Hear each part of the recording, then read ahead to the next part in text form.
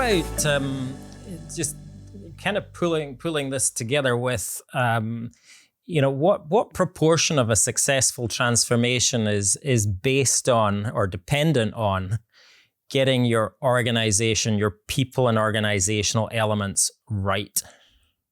I think all of it. I think that, I'm reading this book by Brené Brown called Strong Ground. Mm-hmm. And she talks about how transformation, she had a definition of transformation that I thought was amazing. I'm actually going to find it in my notes and I'm going to read it to you because it's such a good quote. She's quoting somebody called David Whyte, who I think is a poet and philosopher. And she says, transformation is to hit present reality at high velocity and watch it break apart at impact.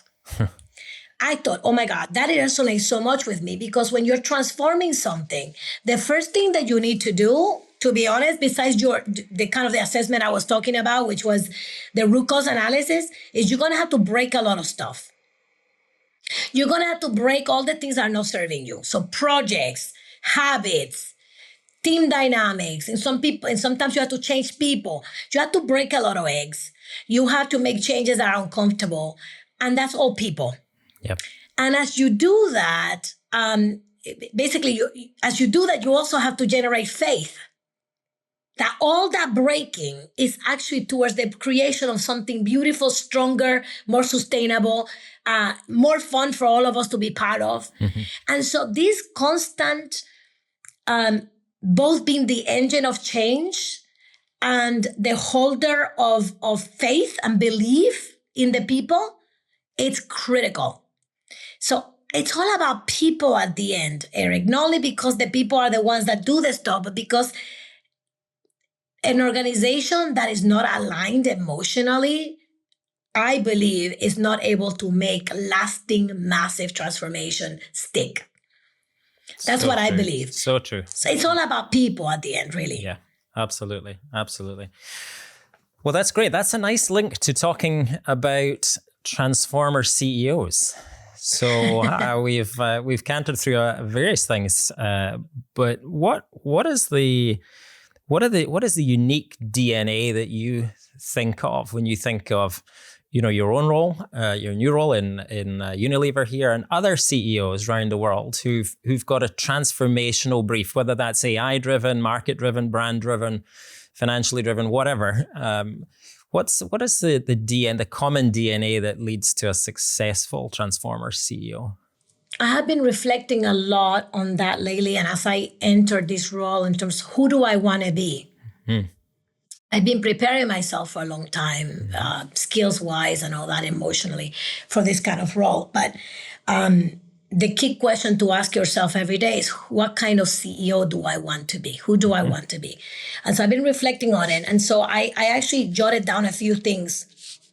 The concept of it for me, if I were to elevate it at the top, is I think transformational CEOs have to be masters of paradox. What do I mean by that? Before I get into my little list of what the characteristics are, let me ask you, have you heard of the Stockdale paradox from Jim Collins' books? Oh, yes. Yeah.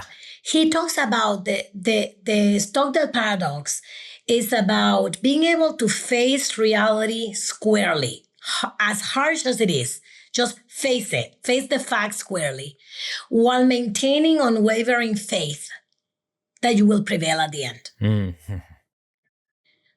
The context of how he came up with that, Mr. Stockdale, is very dramatic. He was in a prisoner of war kind of situation. But I find that paradox is quite applicable to many of the things that we have to go through when we're doing transformation. Back to the definition I read you earlier, when you do transformation, you're crashing reality. You're breaking it. And that causes a lot of disruption for people. It's very destabilizing, right? Mm-hmm. And so I believe that the transformational CEOs are the people who are able to hold certain paradoxes. So certain truths that may seem opposing, but actually are both required at the same time. And so I've jotted a few. The first one I wrote is courageous yet humble. So you need to be able to take a path and know that there's no certainty, that you may fail, But you make that choice. You make the tough choices with conviction. You bring people with you, and you do that while still sharing credit freely. Mm-hmm. So you may lead conviction, you may take all the risk, but you are humble in that you know that nothing can happen just by you. That combination of courage and humility is, I think, critical in this. Another one is strategic, yet also hands-on.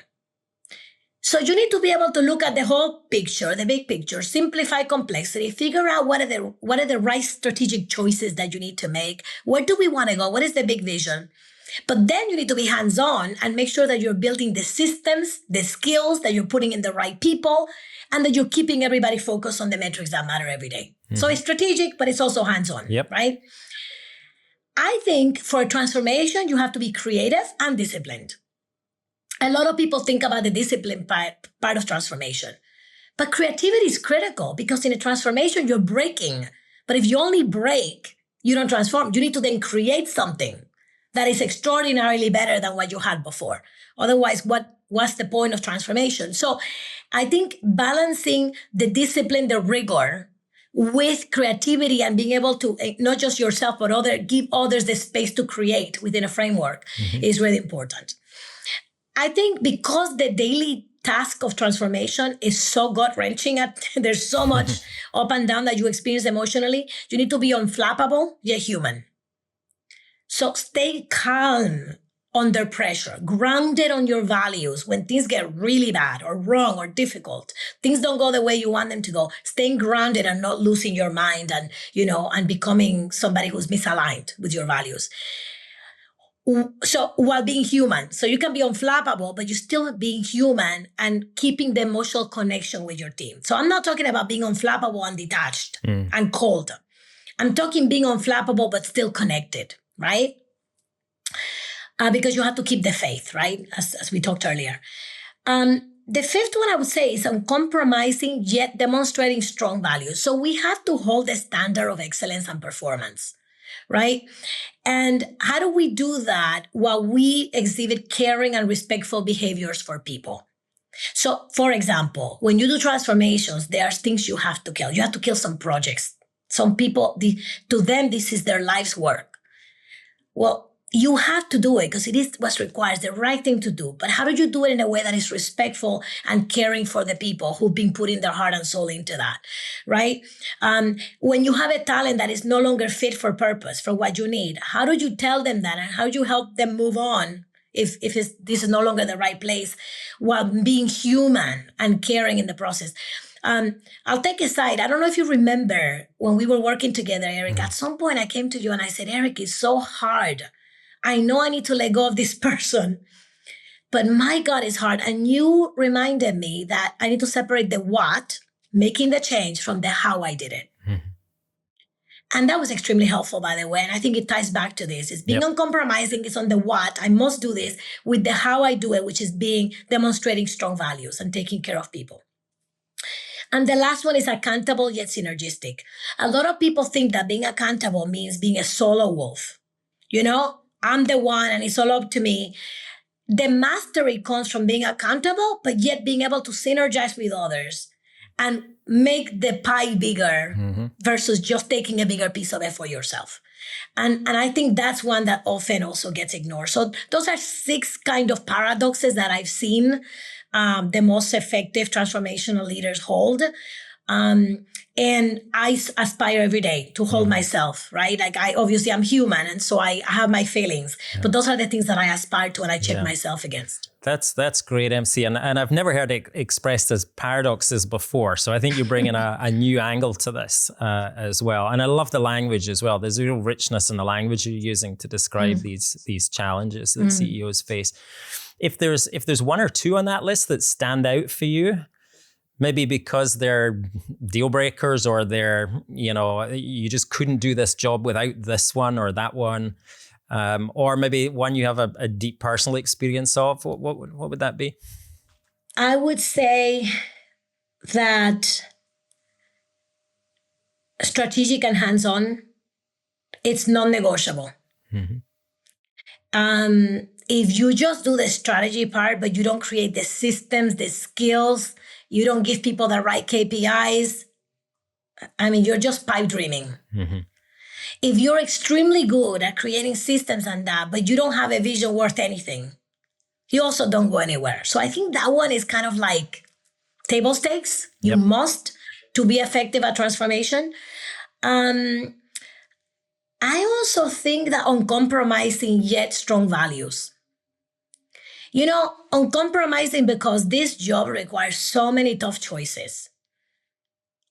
We didn't get to a place where you need a transformation by things being done right. Yeah. You got here because we were doing a lot of easy stuff, taking a lot of shortcuts, and now you're going to have to clean that up. And to clean that up, you have to be willing to break some stuff, upset some people, and really hold the new standards. So you have to be very uncompromising. But the other thing that you really need is amazing people. And I don't know your experience recently, but my experience is that amazing people don't want to work for jerks. Great people want to work for people they respect and trust. And I think that's why uncompromising with strong values is another. So I think those two paradoxes for me are non-negotiable, really. Brilliant. And again, I'm hearing your authenticity shine through it as well. There's just some realities to being a transformer CEO, which you have to face and you have to be pretty good at to pull this off, right? And there's no shortcuts. No. Shortcuts take us back to the fact that 70% of transformations don't work, and this might well be one of the reasons why they're not working. So for younger talent, or not younger, let's say less experienced talent, who maybe one day aspires to be a transformer CEO, and they're thinking, well, that's great. What an amazing list. I can do something with that. How do I get these experiences? And it makes me think of your story about, being blocked for promotion at P&G and what, you went sideways and did some creative thinking. What would your advice be to SVPs or even, smaller company CEOs who are, staring down the barrel of a transformation gun and thinking, should I, shouldn't I? I say that it's gut-wrenching work, but it's the most rewarding work one can do. And so in terms of, I think you were asking me about what experiences prepare you for it. I'd say that it's a combination of don't chase titles, chase experiences and growth. Mm-hmm. I think, you can chase titles in the long run, but I say, the most important thing is, are you building a wide set of relevant experiences? Because this job is not narrow at all. You're dealing with all kinds of things every day. You're dealing with cash issues one moment, and you're dealing with a consumer issue the next moment. And then you're dealing with a legal issue, and then you're dealing with whatever. So you want to be a transformational CEO or any CEO, you got to have a broad set of experiences. So I would say chase experiences that broaden and grow your skill set. I would also say that you got to do some internal work. You asked me earlier about the role of my family, and I said they're not only my first love, they're also my grounding. Because in these roles, you are both the cause or the engine of disruption. You are the one saying, we got to change this. But also you are the one having to hold faith. That is emotionally intense work. And it requires a lot of relationship building, a lot of self-reflection, a lot of holding yourself to account of who you're being, how you're being with people. Oftentimes you don't know what the right decision is. And the data can help you. So you're making those decisions, even if you're like, I don't know exactly what the right one is. My team is divided. I need to make a call. So you need a really strong foundation of who you are. What are you committed to in broader sense to hold you steady? Mm-hmm. For me, my family holds me steady. Eric, I'll tell you, in one of those days, this is a few years ago, where I was having a really tough day. I'm a human. I was having a really tough day. I came home and I was raging. And my husband, who's been with with me through this journey, listened to me rage, and then said, okay, so now what are you going to do about it? And he said, are you committed to keeping raging, or are you committed to moving forward? And we have to have around those people who can help us do that. It may be a husband or a spouse or a brother or a teacher or a coach, or we need people around us also who can help find our center and our commitments. And my husband reminded me, what am I committed to, which is positive impact, not to raging and blaming and being angry. Mm-hmm. So that's the other thing I would say. As you take on this work, ground yourself and make sure you have people to help bring you back, because you will need it. Yeah, and what you don't want to do is rage in front of your team, or rage, even worse, rage at your team, which some people do. Yeah, indeed. Not a recipe for success, as we know. No. Yeah.